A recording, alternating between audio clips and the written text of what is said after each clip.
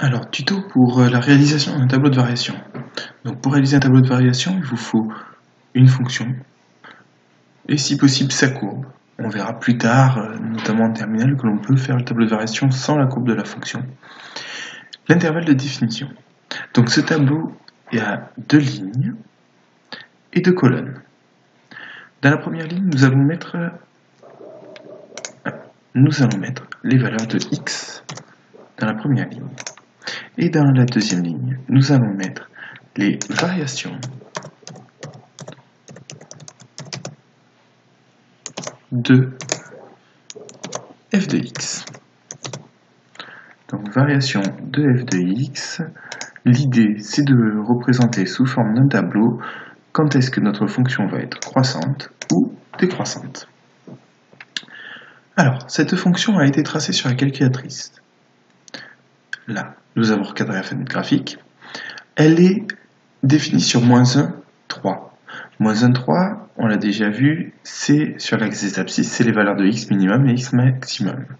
Du coup, nous allons mettre notre -1 ici, et notre -3, et notre 3, je veux dire, en bout.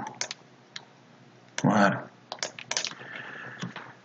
Par la suite, on regarde notre fonction. On voit qu'elle a une phase où elle est décroissante et une phase où elle est croissante. Dans ce cas, on va intégrer une flèche qui descend pour la partie décroissante, une flèche qui monte pour la partie croissante. Voilà, comme ça, on a directement nos flèches. Et il va nous rester à compléter. Alors, ici, nous avons le point le plus bas. Donc, il va nous falloir la valeur de x où l'on est le plus bas. Pour cela, on peut utiliser la fonction shift solve minimum et on a directement notre valeur qui est 0,67.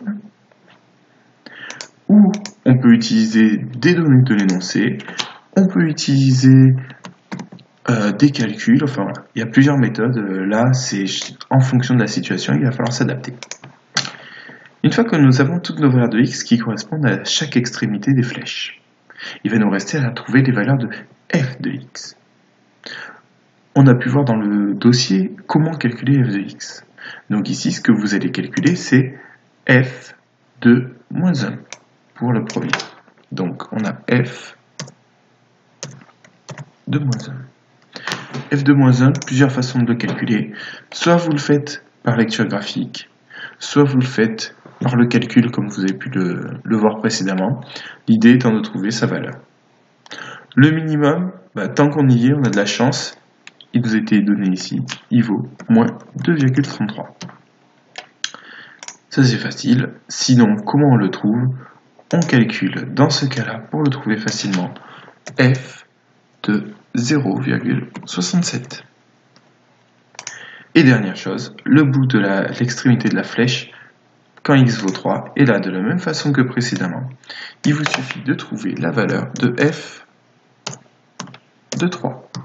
Donc toujours par le calcul ou lecture graphique, à vous de voir en fonction de ce que vous êtes à l'aise et des idées que vous avez ou des données de votre énoncé.